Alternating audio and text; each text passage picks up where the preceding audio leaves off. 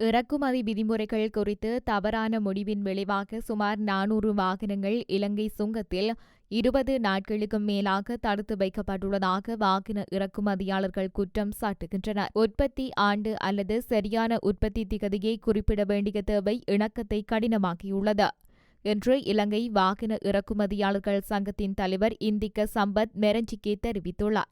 எனவே அரசாங்கம் இந்த முடிவு குறித்து மேலும் விவாதிக்க வேண்டும் என்றும் அவர் அழைப்பு விடுத்துள்ளதுடன் இந்த நிலைமை கொள்வனவாளர்களை ஊக்கம் இழக்கச் செய்யும் என்று எச்சரித்த மெரஞ்சிக்கே அரசாங்கம் உடனடியாக இதில் தலையிட வேண்டும் என்று வலியுறுத்தினார். மேலும் தாமதத்தின் போது ஏற்படும் தாமத கட்டணங்கள் வாகனங்களின் விலையை அதிகரிக்கும் வாய்ப்பை ஏற்படுத்தும் என்றும் அவர் குறிப்பிட்டார்.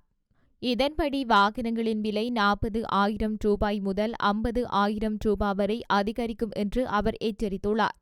எனவே நிதியமைச்சர் என்ற முறையில் ஜனாதிபதியும் துணை அமைச்சர்களும் இந்த பிரச்சினையை தீர்ப்பதில் அதிக பொறுப்பை ஏற்க வேண்டும் என்று மெரஞ்சிக்கே வலியுறுத்தியுள்ளார்.